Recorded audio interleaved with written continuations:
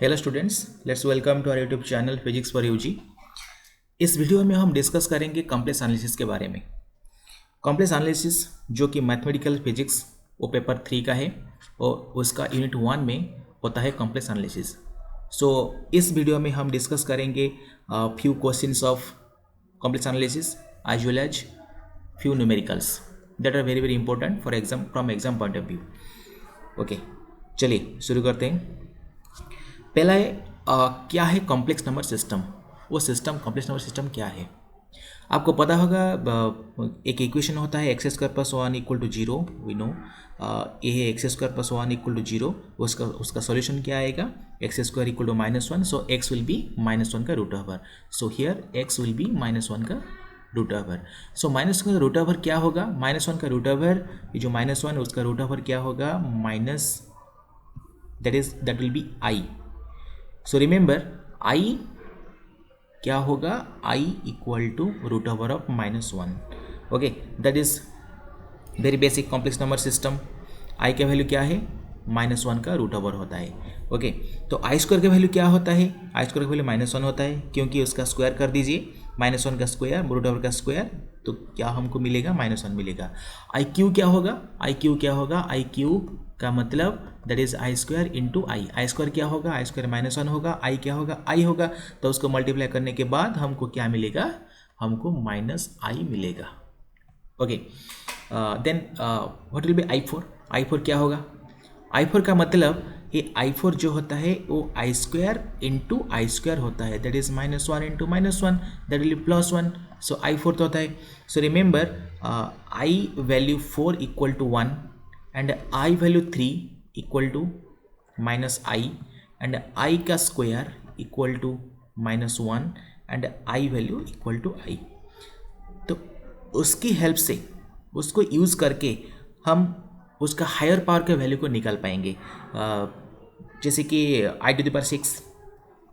i⁻6 क्या होगा, i⁻4 into i⁻2। सो i⁻4 का वैल्यू क्या होता है, 1 होता है, i का स्क्वायर क्या होता है, -1 होता है, तो उसका वैल्यू -i होगा, -1 होगा। Okay, i6 power that is -1। i7 क्या होगा, i7 का मतलब i का पावर 4 इंटू i का पावर 3। i का पावर 4 तो हर जगह पे 1 होता है, तो i का पावर 3 क्या होता है, i का पावर 3 -i होता है, इसीलिए 1 इंटू -i क्या होगा, -i होगा।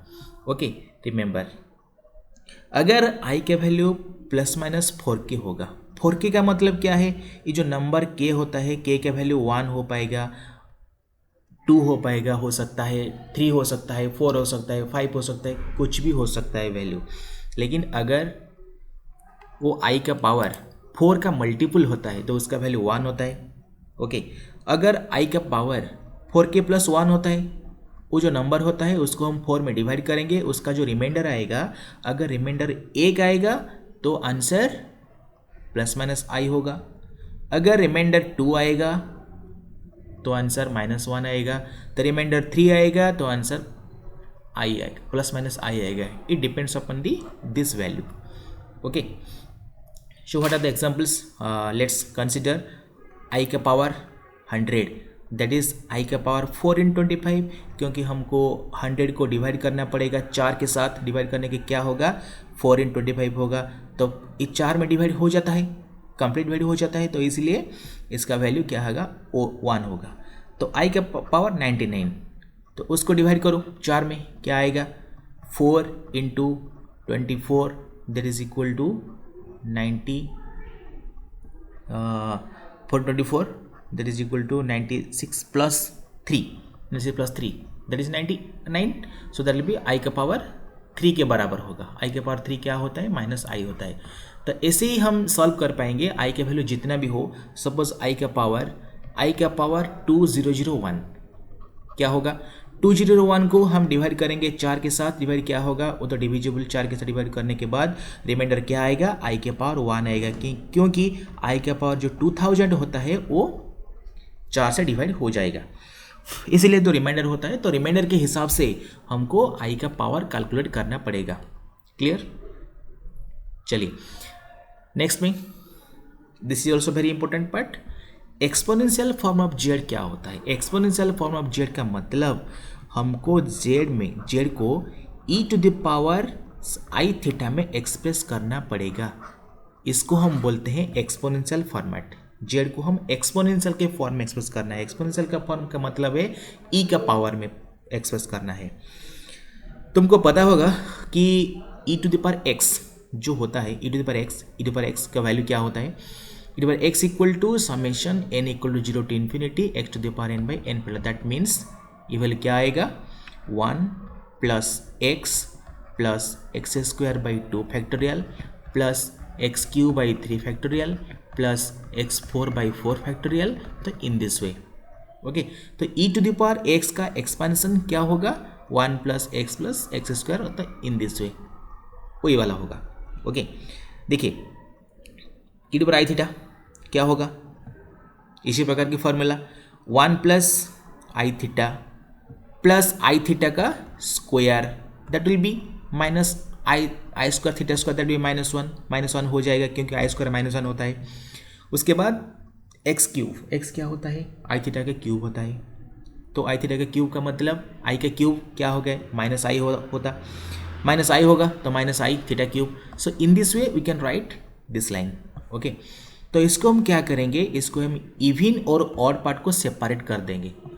तो ये जो फर्स्ट पार्ट वाला है वो वाला इवन पार्ट होता है, और जो दूसरा पार्ट सेकेंड पार्ट होता है वो हमारा ऑड पार्ट होता है, क्योंकि ऑड पार्ट का मतलब ऑड पावर, थीटा का ऑड पावर होगा।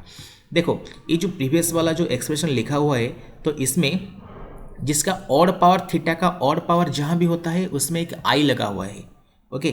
थीटा का पावर 1 इसमें आई है, थीटा का पावर 3 इसमें आई है, थीटा का पावर 5 इसमें भी आई है। तो take i common, odd power के साथ हमको आई कॉमन लेना है, okay. Theta minus theta cube by 3 factorial. तो इसको हम क्या लिखेंगे?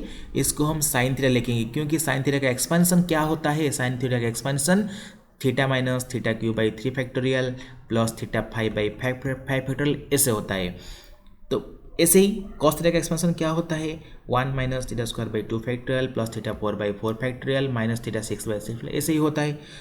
तो वी कैन राइट, हम क्या लिख सकेंगे? E to the power i theta equal to cos theta plus i sine theta.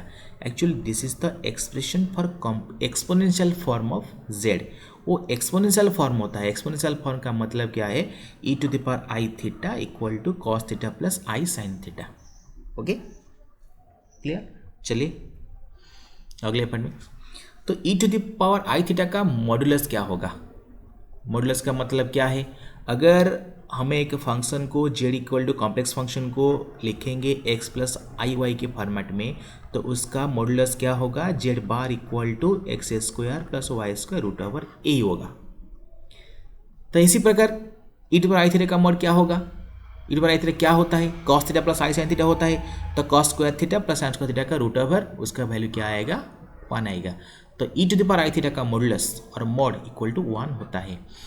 तो ऐसे ही हमको जेड को क्या लिखना पड़ेगा? Z what is z equal to we can write, देखो यहाँ पे एक फार्मूला है हमारा, z equal to x plus i y. अगर हम इसको कॉम्प्लेक्स फॉर्म में एक्सप्रेस करेंगे तो क्या होगा? पोलर फॉर्म में एक्सप्रेस करेंगे, तो एक्स इक्वल टू होता है r cos theta and y equal to होता है r sine theta, okay. Take r common, r को कॉमन लेकर हमको क्या मिलेगा? R cos theta plus i sine theta. देखो ये जो आर वाला होता है उसके साथ जो होता है वो e to the power i theta होता है। तो इसलिए z equal to r e to the power i theta, we can easily find z equal to r e to the power i theta, वही होता है कॉम्प्लेक्स फॉर्मेट में। Complex that is z equal to we can write r e to the power i theta. What is r? R is the value r equal to जो आता है r cos theta r sine theta पे, r equal to what is r equal to x square plus y square का root over होता है, okay. देखो इसी प्रकार हमको क्या निकालना है? E to the power i pi by 2 निकालना है। क्या होगा? हमारा क्या फॉर्मूला है? E to the power i theta cos theta plus i sine theta. तो e to the power i pi by 2 क्या होगा? Here theta equal to pi by 2, so put हम यूज़ करेंगे cos pi by 2 plus i sine pi by 2।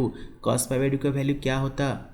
cos 90 equal to 0 and i sine pi by 2 sine 90 का value क्या होता है? Sign 90 का value 1 होता है, तो इसलिए आंसर हमारा क्या आएगा, 1 आई आएगा, क्योंकि i के साथ 1 मल्टीप्लाई होगा और cos पाई बाई 2 का वैल्यू 0 होता है, इसीलिए e to power i pi by 2 equal to i होता है। e to power i pi क्या होगा, इसी प्रकार e to power i pi क्या होगा, cos pi plus i sine pi होगा। cos पाई का वैल्यू क्या है, cos पाई का वैल्यू -1 होता है। i इंटू साइन पाई का वैल्यू क्या होगा, 0, बिकॉज साइन 180 इक्वल टू 0। तो i इंटू 0, तो क्या आंसर रहेगा हमारा, मिलेगा -1, आंसर मिलेगा हमको -1। Okay, next e to the power i 2i pi, that is i into 2 pi, तो cos 2 pi plus i sine 2 pi, sine 2 pi का वैल्यू क्या होता है, 0 होता है। cos 2 पाई का वैल्यू क्या होता है, 1 होता है, तो आंसर क्या होगा, 1 होगा, क्योंकि i multiplied with 0, that will be, this part will be 0, first part will be 1, so answer will be 1। e to the power i 3 pi by 2 क्या होगा, cos 3 pi by 2 plus i sine 3 pi by 2, 3 pi by 2 का value क्या होता है, वो पाई by 2 का multiple होता है। पाई बाई 2 का मल्टीपल मतलब cos pi by 2 is 0, so 3 pi by 2 will be 0, plus i sine 3 pi by 2, 3 pi by 2 का मतलब कितने डिग्री होता है, 270, क्योंकि पाई बाई 2 90 होता है, तो उसके 3 मल्टीप्लाई करेंगे तो हमको 270 मिल जाएगा।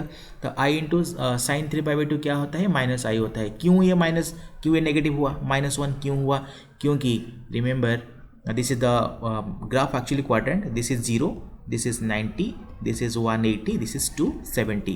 Also remember this is A S T C, that means first quadrant पे हमको ऑल पॉजिटिव मिलेगा, सेकंड में साइन पॉजिटिव मिलेगा, थर्ड में टैन पॉजिटिव मिलेगा और फोर्थ में सी फॉर कॉस पॉजिटिव मिलेगा।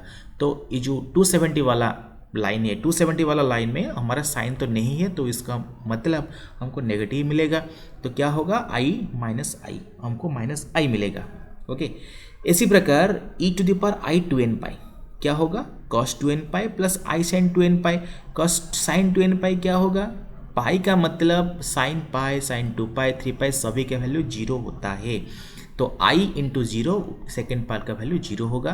तो cos 2n पाई वैल्यू क्या होगा, 2n पाई, पाई का value cos pi remember cos pi equal to -1, cos 2 pi equal to +1, cos 3 pi equal to -1। अगर ये पाई के साथ इवन मल्टीप्लाई होता तो वैल्यू +1 आएगा, और पाई के साथ और मल्टीप्लाई होता तो cos का वैल्यू जो होगा वो -1 आएगा। तो इसमें क्या मल्टीप्लाई होता है, 2n मल्टीप्लाई होता है। 2n कौन सा नंबर है, 2n इवन नंबर है, क्योंकि 2 के साथ n मल्टीप्लाई हुआ है, वो इवन नंबर शो करता है। तो cos 2n पाई इवन नंबर होता है, इसलिए cos 2n पाई का वैल्यू 1 होता है। तो cos 2n pi that means e to the power i 2n pi equal to +1। This formula is very very important, उसको हम अगले क्वेश्चन में यूज करेंगे। चलिए नेक्स्ट पार्ट देखेंगे। ओके, उसके बाद हम रिवीजन कर रहे हैं, इसलिए तो मैं सिर्फ क्वेश्चन बता रहा हूँ। तो पहले समझिए, z equal to 1 plus √3i, तो क्या करना है, हम इसका आर्गूमेंट निकालना है। ये जो फंक्शन दिया है क्वेश्चन में गिवन है, हम इसका आर्गूमेंट निकालना है। आर्गूमेंट किसको बोलते हैं, देखो पहले z इक्वल टू हमारे given function x equal to x plus i होता है। ओके, इसको हम क्या लिखेंगे, z equal to r e to the power i theta form में लिख पाएंगे। ओके, r क्या होता है, r होता है x² प्लस वाई स्क्वायर का रूट ओवर होता है, एंड थीटा क्या होगा, थीटा होगा tan inverse y by x. इसका मतलब ये जो एंगल वाला है, ये जो थीटा जो एंगल वाला है, इसको हम आर्गूमेंट बोलते हैं। वो आर्गूमेंट वाला क्या होगा, वो आर्गूमेंट क्या होगा मतलब वो थीटा क्या होगा। देखो ये जो एग्जाम्पल होता है इसमें 4 क्वेश्चन है, 1 प्लस √3i, सेकेंड में -1 प्लस √3i, थर्ड में -1 माइनस √3i, एंड फोर्थ में 1 माइनस √3i। ओके, सभी का हमको निकालना है आर्गूमेंट क्या होगा। ओके, पहले सभी का r निकालो, क्या आएगा r वैल्यू। तो r का मतलब देखो, z equal to first question करते हैं, z equal to 1 plus √3i, तो उसका वैल्यू x का वैल्यू 1 एंड y का वैल्यू √3, तो r का वैल्यू क्या होगा, 1 स्क्वायर प्लस √3 स्क्वायर, तो उसके वैल्यू √3 का स्क्वायर क्या होगा 3, तो +1 इक्वल टू क्या होगा 4, √4 क्या आएगा 2, तो r equal to 2, this is equal to r। So what is theta, theta is argument of z, tan inverse y by x. बस सिंपल फार्मूला हमने यूज़ किया। ओके, tan इनवर्स √3/1, √3 tan √3 का value क्या होता है, π/3 होता है, क्योंकि π/3 का वैल्यू 60 डिग्री होता है। तो tan 60 degree equal to sin 60/cos 60। sin 60 क्या होता है, √3/2, cos 60 क्या होता है, 1/2, उसका वैल्यू √3 होता है। तो इसीलिए tan 60 √3 होता है। क्लियर? तो π/3 वैल्यू आएगा। तो आर्गूमेंट क्या होगा, आर्गूमेंट π/3 ही होगा। क्योंकि पहले देखो, ये जो फंक्शन z लिखा हुआ है, पहले हमको देखना पड़ेगा कि ये जो फंक्शन z है वो किस क्वाड्रेंट में रहता है, किस क्वाड्रेंट पे रहेगा वो वाला। देखो, इसका x पॉजिटिव, y भी पॉजिटिव, y बोथ पॉजिटिव, तो वो हमारा फर्स्ट में रहेगा। तो सेकंड वाला देखो, -1 + √3i, उसका x नेगेटिव होता है एंड x नेगेटिव -x होता है एंड y उसका पॉजिटिव, तो y पॉजिटिव, तो negative x y positive means second quadrant, this will be in second quadrant. So next question, -1 - √3i, that is x negative also y negative, दोनों negative होता है। दोनों negative किस quadrant में होता है, थर्ड क्वाड्रेंट में होता है, दिस थर्ड क्वाड्रेंट में होता है। And z = 1 - √3i, x positive होता है एंड y नेगेटिव होता है, तो उसको हम किधर रखेंगे, उसको हम फोर्थ में रखेंगे, क्योंकि फोर्थ क्वाड्रेंट में हमारा जो ग्राफ होता है, फोर्थ क्वाड्रेंट में this is 1, this is second, this is third, this is the fourth quadrant. तो फोर्थ क्वाड्रेंट में हमारा क्या होगा, हमारा x पॉजिटिव होगा and y negative, this is y negative, -y, this is +y and this is -x। Okay, तो fourth में x हमारा पॉजिटिव होता है और y नेगेटिव होता है, तो इसीलिए ये जो 4 वाला ऑप्शन होता है, IB क्वेश्चन हमारा फोर्थ में रहता है। ओके, हम इसको आर्गूमेंट कैसे निकालेंगे, देखिए हमें next question, that is z = -1 + √3i, उसका x क्या होगा, -1 होगा, y क्या होगा, √3 होगा, वो कौन से क्वाड्रेंट में है, वो सेकंड क्वाड्रेंट में है। उसका r क्या होगा, 1 + √3 स्क्वायर क्या होगा, √4 होगा, 2 होगा। ओके, हियर थीटा क्या होगा, थीटा का वैल्यू वही π/3 आता है, उसका मॉड ले लो। पहले देखो, मैं एक आसान सी तरीका बताता हूँ। पहले क्या करना है, हमको जो tan इनवर्स लेना है, tan इनवर्स, देखो हियर tan इनवर्स हमारा जो फॉर्मूला है tan इनवर्स y/x, लेकिन इस क्वेश्चन में हमारा y पॉजिटिव है, x नेगेटिव है, इसीलिए हम इसको मॉड ले जाएंगे। ओके, मॉड लेने के बाद क्या होगा, सभी तो पॉजिटिव हो जाएगा, तो क्या आएगा, दैट इज π/3 आएगा।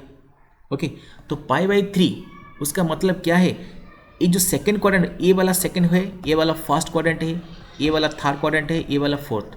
तो इस जो सेकेंड वाला क्वेश्चन हमारा सेकेंड क्वाड्रेंट में रहता है, तो ये जो एंगल आया π/3, कौन सा angle, this angle is π/3। Look at the figure, देखो डायग्राम को देखो, दिस एंगल इज π/3 और दिस इज 60 एंगल।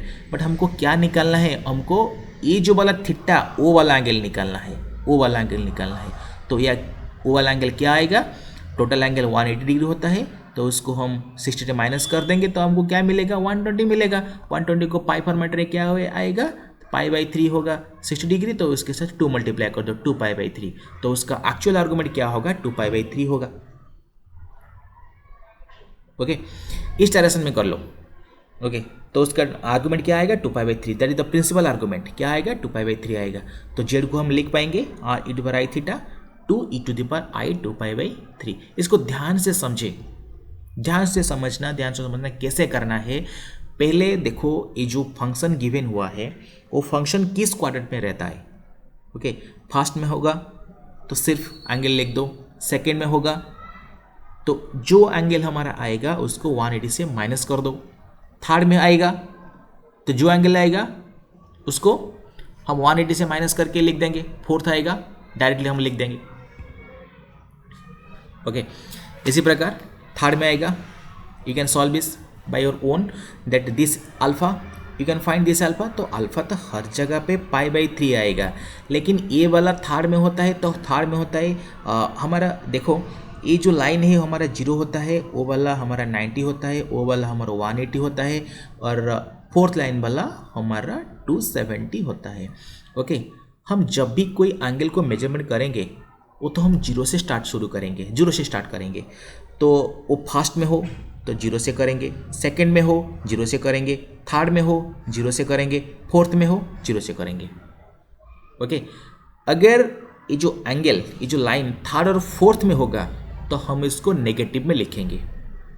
ओके, तो देखो थर्ड क्वाड्रेंट में क्या आएगा π/3, तो रिमेनिंग पार्ट क्या होता है, ओ वाला एंगल क्या होता है 120 होता है, तो उसका नेगेटिव होता है क्योंकि डाउन में होता है तो उसका नेगेटिव लेना पड़ेगा, तो -2π/3 होगा हमारा जो value argument -2π/3। Okay, that is 2e⁻⁻i2 this is the polar form. Okay, चलिए नेक्स्ट फोर्थ क्वाड्रेंट पे करिए, कर लो, देख लो ये वाला एंगल क्या होगा, अल्फा इक्वल टू π/3 होता है। सही, सेम प्रोसेस, वही तो सेम प्रोसेस, π/3 होता है। π/3 के बाद क्या करना पड़ेगा, वो तो फोर्थ में है, तो फोर्थ में हमको कहाँ से शुरू करना है, हमको 0 से शुरू करना है। 0 कौन सा है, वो वाला 0 से डिग्री 0 डिग्री का है, हमको 0 से शुरू करना है। तो 0 शुरू करने के बाद हमको नेगेटिव मिलेगा, दैट विल बी -π/3। वही मेथड हमको अप्लाई करना पड़ेगा। ओके, चलिए, this is also very very important, already I have discussed many times. cos theta का वैल्यू क्या होगा, cos थीटा का वैल्यू e⁻i⁻ प्लस e⁻−i⁻2 होता है, एंड sin थीटा का वैल्यू क्या होगा, e⁻i⁻ माइनस e⁻−i⁻2i होता है। इसको हमको हर जगह पे यूज़ करना है, हमको याद रखना पड़ेगा, ये बहुत इंपॉर्टेंट बात है। cos थीटा sin थीटा को हमको बार बार यूज़ करना पड़ेगा, हमको इसको परफेक्टली याद रखना पड़ेगा। ओके, तो उसको यूज़ करके हमको क्या मिल रहा है, हमको e⁻i का वैल्यू क्या होता है, -1 होता है, तो e⁻i + 1 क्या होगा, 0 होगा। इसको हम ऑयलर इक्वेशन बोलते हैं, that is Euler equation. e⁻i + 1 = 0, हम इसको ऑयलर इक्वेशन बोलते हैं। ओके, उसके बाद अनदर इंपॉर्टेंट पार्ट हम डिस्कस करेंगे, that is D Moivre's theorem. Okay, D Moivre's theorem, what is D Moivre's theorem for positive integer n? The De Moivre's theorem is defined as cos theta plus I sin theta whole to the power n equal to cos n theta plus I sin n theta। देखो ये जो cos theta plus I sin to the power n होता है, तो n क्या होगा, n आकर theta के साथ लग जाएगा। ओके, cos n थीटा होगा, sin n थीटा होगा। उसको सपोज n का वैल्यू 2 होगा तो क्या होगा, cos 2 थीटा होगा, sin 2 थीटा। n का वैल्यू -1 होगा तो cos -1 theta, I sin -1 theta होगा। तो इसी प्रकार हम किसी भी क्वेश्चन को सॉल्व कर पाएंगे। ओके, तो इसको हम कैसे प्रूव करेंगे, देखो e⁻i⁻ क्या होगा हमारा formula, cos theta plus I sin theta. e⁻i⁻ to the power n क्या होगा, टू द पावर n क्या होगा, टू द पावर n का मतलब उसका भी पावर n लेना है। ओके, e⁻i⁻ का power n, that means e⁻in theta.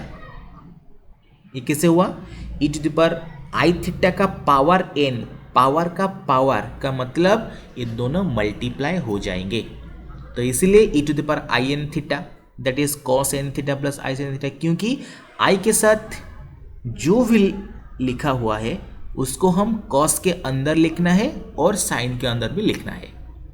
बस वही बात समझो, ध्यान से समझो वही बात।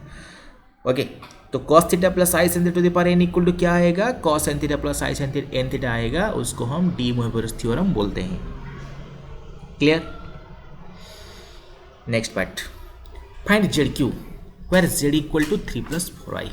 Z का Q निकालना है हमको, Z गिवन है, तो Z गिवन है उसका मतलब this is x, this is i plus i y, तो x का वैल्यू क्या होगा, x का वैल्यू 3 होगा, y का वैल्यू क्या होगा 4 होगा, तो r का वैल्यू क्या होगा, x² + y² √ होगा, तो इसीलिए 3² + 4² क्या आएगा 25 √ आएगा, तो आंसर 5 आएगा। तो r = 5 हो गया। तो थीटा इक्वल क्या होता है, थीटा इक्वल tan 1y/x होता है, क्योंकि देखो इसमें x पॉजिटिव में है, y भी पॉजिटिव में है, तो इसीलिए हम इसको फर्स्ट क्वाड्रेंट में प्लेस करेंगे, तो इसीलिए डायरेक्टली हम क्या करेंगे, वैल्यू को निकालेंगे, tan 1 4/3 करेंगे। तो थीटा क्या होता, थीटा क्या होगा, z = r/i थीटा, तो 5 × i theta, this is part is theta. Okay, हो गया, हमें z, हमारा z मिल गया।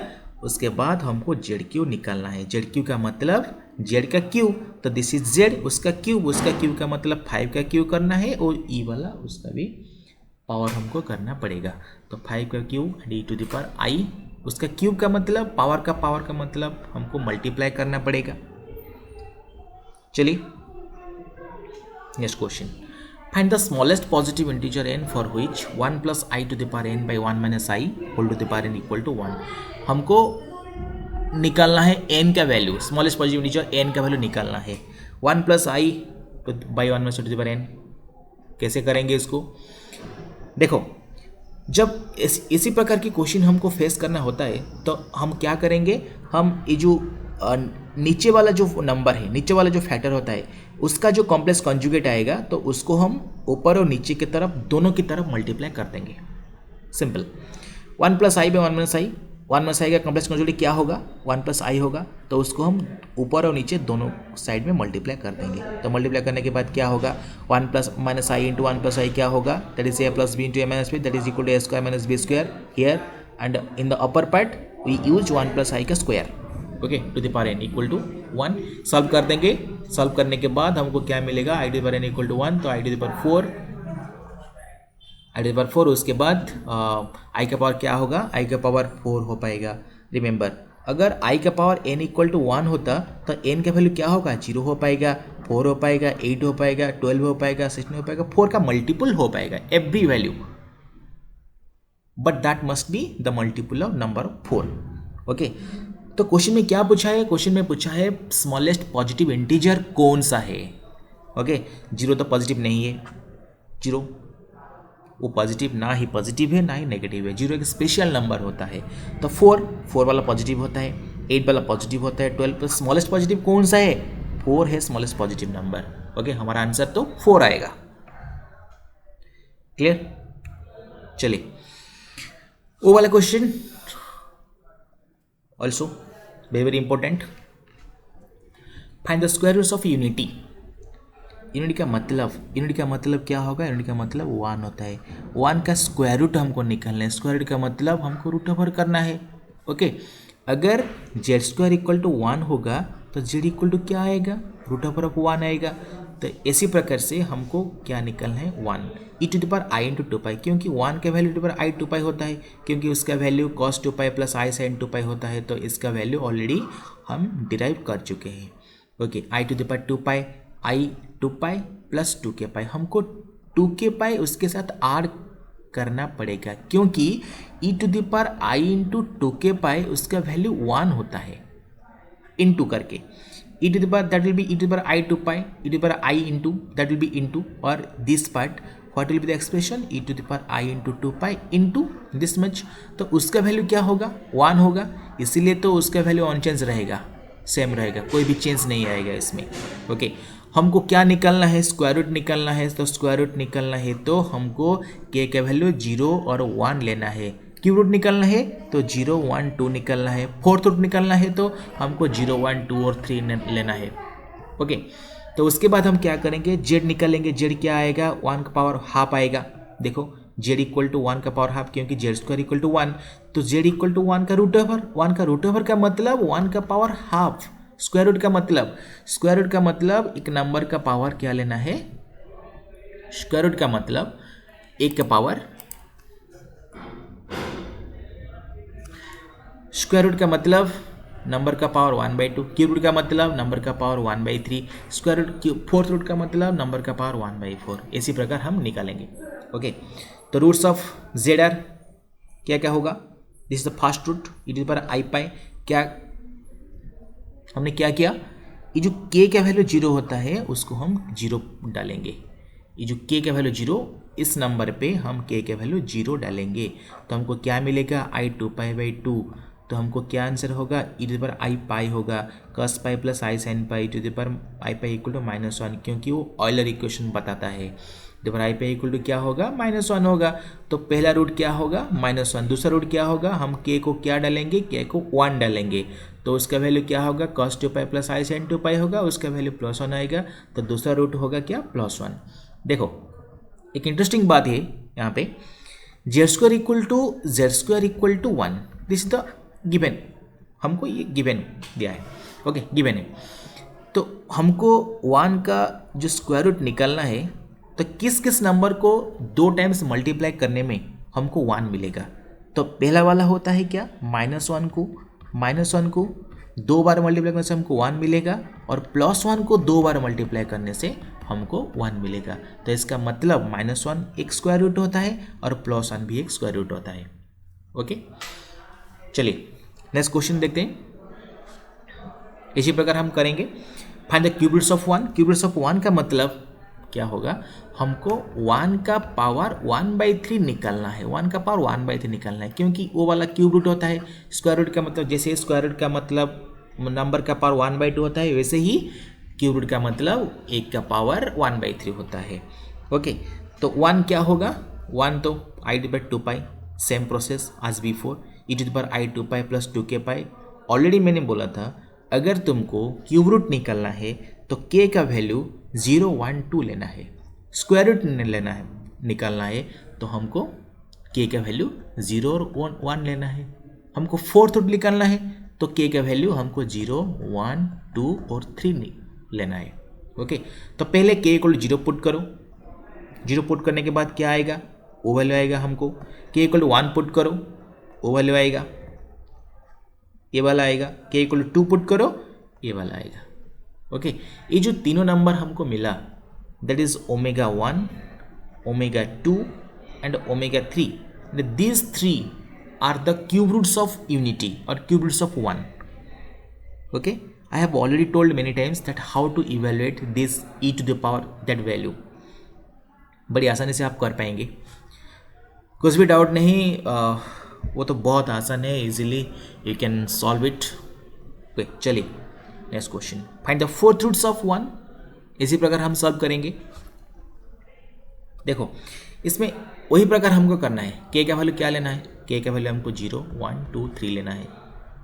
ओके, हम इसको डाल देंगे, 0 डालेंगे, 0 डालेंगे तो हमको फर्स्ट रूट मिलेगा, 1 डालेंगे सेकंड मिलेगा, 2 डालेंगे थर्ड मिलेगा, 3 डालेंगे फोर्थ मिलेगा। These are the fourth roots of 1। Okay, चलिए हमारा बहुत इंटरेस्टिंग पार्ट अभी स्टार्ट होगा, Cauchy Riemann equation. And these are very very important equations. Cauchy Riemann equation क्या होगा, पहले देखो, पहले हम इसको समझेंगे। पहले एनालिटिक फंक्शन क्या होता है, एनालिटिक फंक्शन क्या होता है। A function f of z is said to be analytic at a point z = z0 if it is single valued and has a derivative at every point in some neighborhood of z0। A function f of z को हम analytic बोलेंगे जब वो function का value single value होता है and इसका derivative हर जगह पे एग्जिस्ट करता है। हर जगह पे का मतलब क्या है, ये जो फंक्शन होता है, पॉइंट होता है z0, और z0 पॉइंट में भी एग्जिस्ट करता है उसका डेरिवेटिव, और उसका नेबरहुड पॉइंट में, नेबरहुड मीन्स उसके आसपास में भी उसका डेरिवेटिव एग्जिस्ट करता है। ओके, अगर वो कंडीशन सेटिस्फाई हो जाएगा तो हम इसको बोलते हैं analytic function. Simple, analytic function को सीधी बात से हम बोलेंगे तो जिसका डेरिवेटिव एग्जिस्ट करता है हर जगह पे, तो हम इसको बोलते हैं analytic function everywhere. Okay, a function f of z is said to be analytic in a region R if it is analytic at every point in the region R। अगर एक रीजन पे, एक रीजन का मतलब एक place पे, एक surrounding में, अगर वो फंक्शन हर जगह पे एनालिटिक होगा तो उसको हम बोलेंगे analytic in that region also. Analytic function को हम ऑल्सो और क्या बोलेंगे, हम रेगुलर बोलेंगे, होलोमॉर्फिक बोलेंगे, मोनोजेनिक बोलेंगे। Okay, let's take an example, e⁻z analytic function, क्योंकि e⁻z का डेरिवेटिव हर जगह पे एग्जिस्ट करता है, क्योंकि z का वैल्यू जो कुछ भी ले लो उसका डेरिवेटिव एग्जिस्ट करेगा ही करेगा, उसका वैल्यू चेंज नहीं होगा। ओके, साइन z का वैल्यू क्या होगा, साइन z एग्जिस्ट करता है, कॉस z वैल्यू एग्जिस्ट करता है, sine hz hyperbolic z exist करेगा, कॉस हाइपरबोलिक z एग्जिस्ट करेगा। Okay, another example, take function z exist करेगा डेरिवेटिव, लेकिन 1/z का डेरिवेटिव एग्जिस्ट नहीं करेगा, क्योंकि अगर हम z का वैल्यू z = 0 ले जाएंगे तो उसका वैल्यू क्या आएगा, 1/0। 1/0 का मतलब क्या, इन्फानाइट। इन्फानाइट का मतलब क्या है, वो डिफाइन नहीं हो पाएगा, तो इसलिए z = 0 अगर हम ले जाएंगे 1/z फंक्शन के साथ तो हम इसको एनालिटिक नहीं बोलेंगे। ओके, वो एनालिटिक फंक्शन नहीं होता है, उसको हम क्या बोलते हैं, उसको हम सिंगुलर पॉइंट बोलते हैं। क्या बोलते हैं, सिंगुलर पॉइंट बोलते हैं। Okay, the point at which the derivative of a function does not exist is called singular point. हम इसको सिंगुलर पॉइंट बोलेंगे क्योंकि उसका डेरिवेटिव एग्जिस्ट नहीं करता है इसमें। Okay, for example, every polynomial, look what is enter function. Enter function क्या होता है, a function which is analytic at every point in entire z plane is called entire function. Entire का मतलब हर जगह पे। अगर एक फंक्शन हर जगह पे एनालिटिक होता है, जेड प्लेन में हर जगह पे एनालिटिक होता है, उसको हम एंटायर फंक्शन बोलते हैं।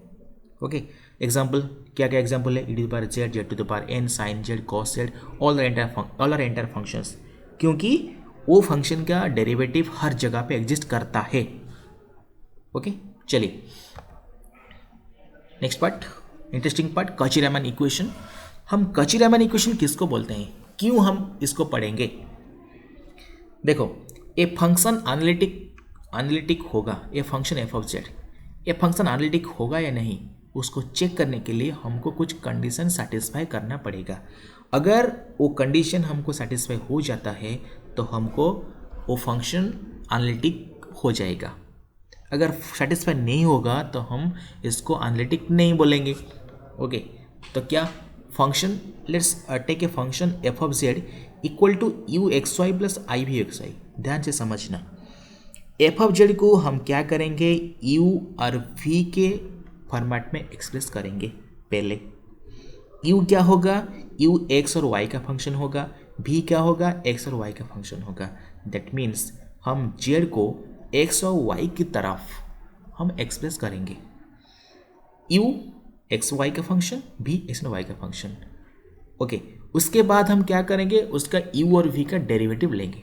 क्या का डेरिवेटिव लेंगे हम? डेरिवेटिव क्या कर लेंगे, पहले देखो, del u by del x करेंगे, del v by del x करेंगे, del u by del y करेंगे, उसके साथ del v by del y करेंगे।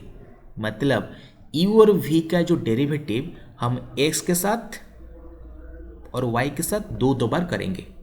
ओके, अगर ऑल डेरिवेटिव एग्जिस्ट होगा एंड वो जो कंडीशन सेटिस्फाई होता है, वो कंडीशन क्या है, del u by del x equal del v by del y and del u by del y equal to minus del v by del x. अगर वो कंडीशन सेटिस्फाई होगा तो हम उस फंक्शन एफ ऑफ जेड को analytic function बोलेंगे। Okay, तो these are called Cauchy Riemann equations और Cauchy Riemann conditions. Okay, these conditions are very necessary condition for a function to be analytic. Clear? चलिए नेक्स्ट पार्ट देखो, उसके साथ और भी दो कंडीशन है जिसको हम बोलेंगे polar form, polar form of Cauchy Riemann equation. तो क्या है वो equation, del u by del r equal to 1 by r del v by del theta and del u by del theta equal to minus 1 by r del v by del r. उसको हम क्या बोलेंगे, उसको हम del v by del r equal to del v by del r is equal to sorry this the equation. देखो ये वाला del v by del r, del v by del r, देखो इसमें लिखा हुआ है del u by del theta equal to minus r del v by del r, ये वाला एक कंडीशन है, और del u by del r equal to 1 by r del v del theta. This is first condition, this is 1 and this is the second. Okay, ये जो दोनों condition है उसको हम कॉची-रीमैन कंडीशन बोलते हैं पोलर फॉर्म में। ओके, तो दोनों कंडीशन सेटिस्फाई हो जाएगा तो फंक्शन एनालिटिक होगा, पोलर फॉर्म में सेटिस्फाई होगा तो। ओके, चलिए उसको हम क्या प्रूव करेंगे, del square u by del r square plus 1 by r del u by del r plus 1 by r square del square by del theta square equal to 0। हम इसको 0 प्रूव करेंगे। ओके, क्या है हमारा फर्स्ट कंडीशन, क्या है, del u by del r equal to 1 by r del v by del theta. तो उसको हम डेरिवेटिव ले जाएंगे, डेल बाई डेल आर करेंगे दोनों साइड में, del u by del r equal to del by del r 1 by r del r by del theta. Derivative left side derivative क्या होगा, ये तो डबल डेरिवेटिव होगा, del square by del r square. देखो del r double derivative. Okay, next part, del by del r of 1 by r del r by, that is u v formula apply करेंगे हम। You we derivative you को करना है, we को fix रखना है, derivative we को करना है, यू को फिक्स रखना है। तो क्या होगा, minus 1 by r del v by del theta plus 1 by r, your 1 by r kept fix, so del square v by del r del theta, del square that is not r, that is v, that is v, that is v. Clear? Okay, also क्या होगा, also दूसरा हमारा condition क्या है, del u by del theta.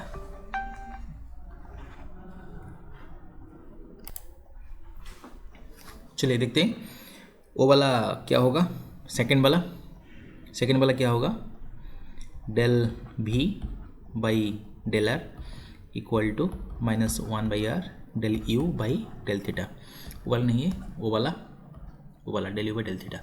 Okay, तो उसको हम क्या करना है, उसको हम डबल डेरिवेटिव करना है लेफ्ट साइड पार्ट में, क्योंकि डेल बाई डेल थीटा करना है, क्योंकि वो तो हमारा क्वेश्चन में गिवन हुआ है। क्या गिवन है क्वेश्चन में, क्वेश्चन में del square u by del r square होता है और del square u by del theta square होता है, क्योंकि del u by del theta को हमें डबल डेरिवेटिव करना है, उसके साथ del u by del r को भी हमको डबल डेरिवेटिव करना पड़ेगा, इसलिए हमको ये करना पड़ा। ओके, तो del square by del theta square equal to -r into del square भी by del r del theta. So उन दोनों को हम क्या करेंगे, r कर देंगे। क्लियर, उसको हम लिख देंगे तीनों पार्ट को मिला के, ये वाला एक part, okay, del u by del r, ये वाला हमको लिखना पड़ेगा क्योंकि वहाँ से आया, ये वाला part del u, this part one part, this part second part, and also 1/r del u by del r. Okay, हमको लिखना पड़ेगा, वो लिखने के बाद हमको आंसर मिल जाएगा तीनों का। ये जो आंसर, तीनों का आंसर हमको क्या होगा, ये मिलकर 0 होगा। ओके, चलिए next question, prove that u equal to 2x into 1 minus y, u equal to 2x into 1 minus y is harmonic, also find the harmonic conjugate vxy। Harmonic function क्या होता है, अगर वो फंक्शन लाप्लास इक्वेशन सेटिस्फाई करता है उसको हम harmonic function बोलते हैं। लाप्लास इक्वेशन क्या होगा, Laplace equation del square u equal to 0 वो लाप्लास फंक्शन होता है।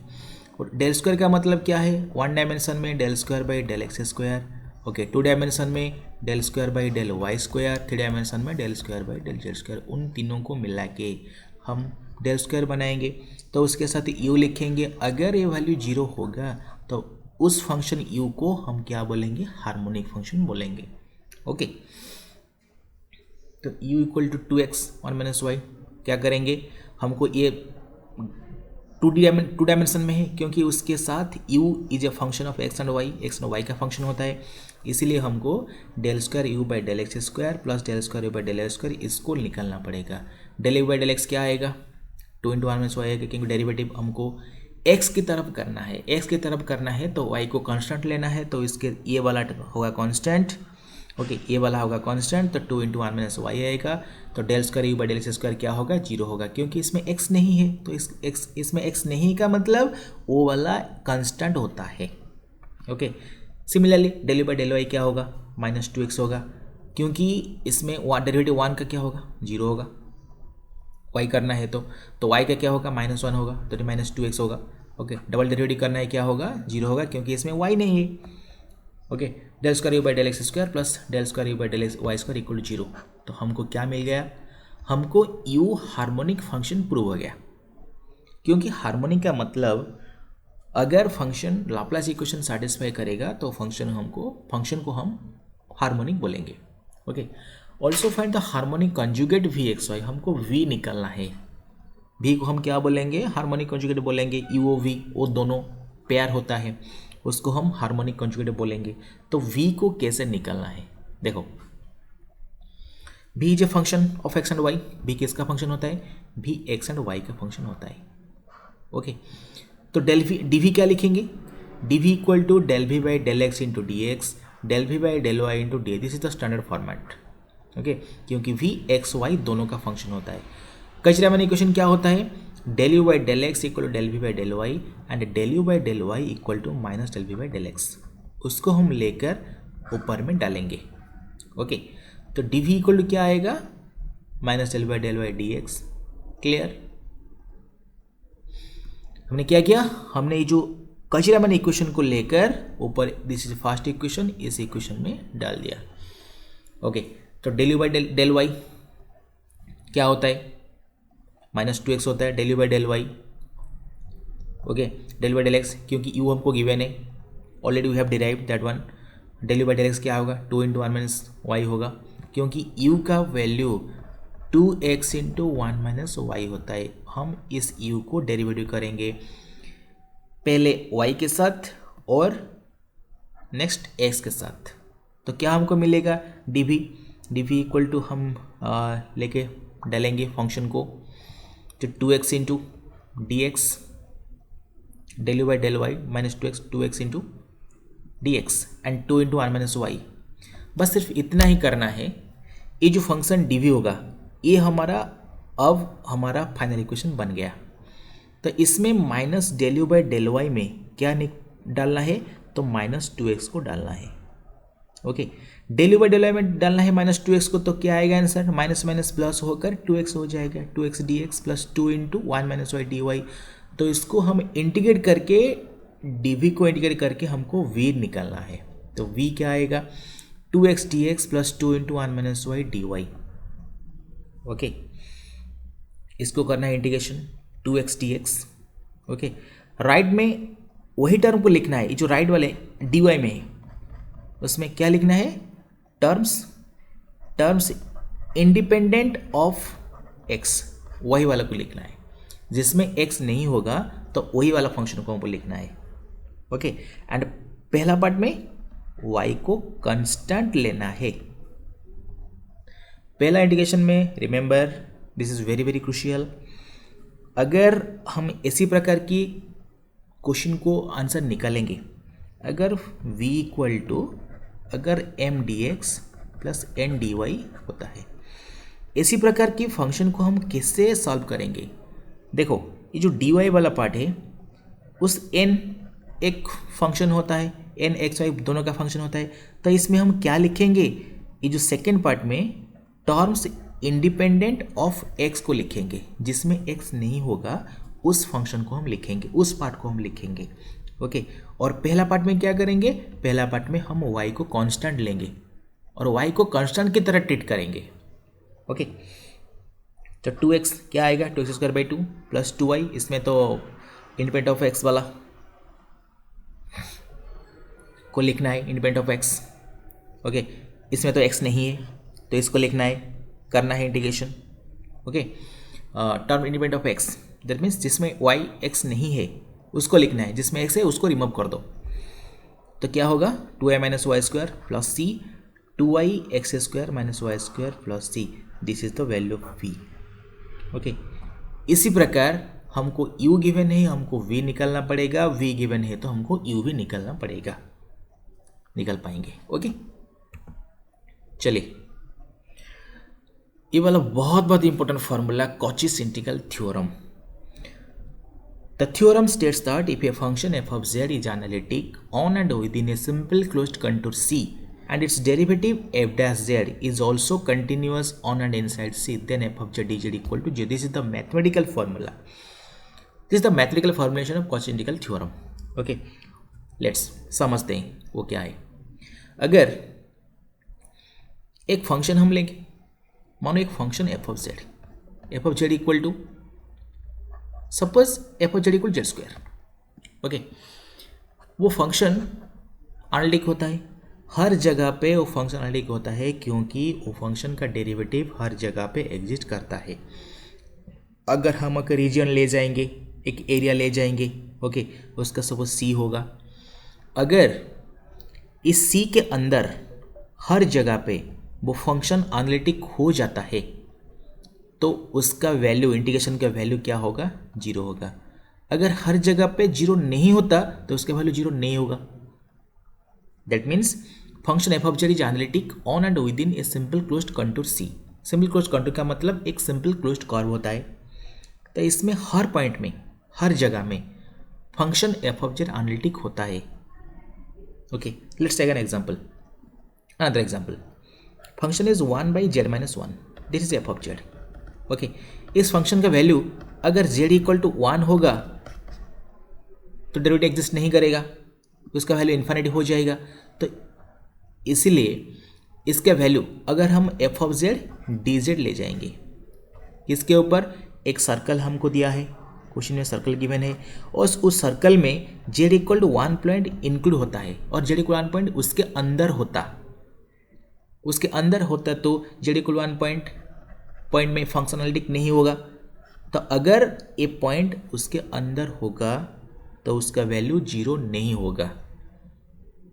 अगर ये जो सिंगुलर पॉइंट वाला फंक्शन सर्कल के अंदर नहीं होता है, दैट मीन्स हर जगह पे फंक्शन एनालिटिक होता है, तो हम इसको कॉची-रायमन थ्योरम अप्लाई करके आंसर को 0 लिख देंगे। क्लियर हुआ? चलिए कुछ एग्जाम्पल करेंगे।